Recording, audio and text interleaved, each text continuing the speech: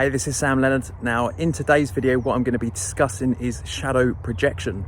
Now, as we know from the shadow, our darker side of ourself, is a disowned part of ourself. It's a subconscious part of ourself that we don't know it's there.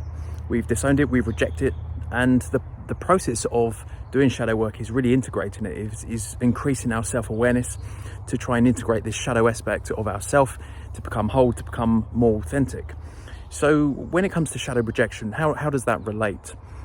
Well, shadow projection is really this element of projecting our shadow onto others, or they might be projecting their shadow onto ourselves, and this can come from an individual level, or it can come from society in cultures, and also in families. I mean, let's look at families, for example. If someone hasn't addressed their shadow, then the shadow will get projected onto others, because let's face it, these darker sides of our psyche, they are there. We can't deny them. They're parts of our personality. You know, we can't really just ignore them. They are there, so they will get projected onto others if we don't deal with it. And this is often what happens. This is often what happens within families. If someone hasn't addressed their shadow self, then it will get projected onto their children. And you know, we can see this obviously on this personal development path. We're here to take personal responsibility. This whole thing about blaming our parents and acting a victim, it never serves us. You know, we're about moving above that, about empowering ourselves, about breaking the cycle. Otherwise, we just take these shadow aspects on that being projected on us, and then we just pass them on, or we try to pass them back, and this never really works. So we can look at how the shadow is projected. It might be projected from our family onto us. We can also look at different cultures, and how in history it's very evident to see this, that that different cultures have projected shadow aspects onto others, or onto a social group in particular.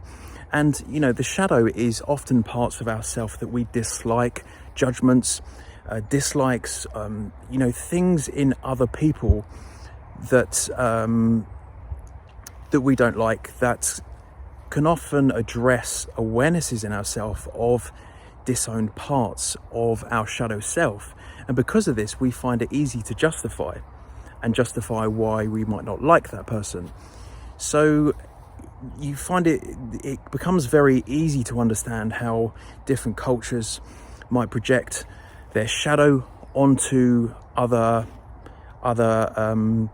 aspects of society, because they can justify it, and why it is that they're doing that. So, you know, by seeing these different aspects of shadow projection, we can see why society is like it is, why certain people are like they are, and things that might have affected us, and where our shadow aspects might be. But the whole process of doing shadow work is increasing awareness of this. And this whole thing about, you know, if a shadow is projected on us, I mean, what can we do if someone is projecting their shadow onto us? Well, the first thing is really to take ownership of yourself, and by doing some shadow work. And you know, a lot of the answers within personal development when it comes to other people is usually taking ownership of ourselves, growing ourselves, developing.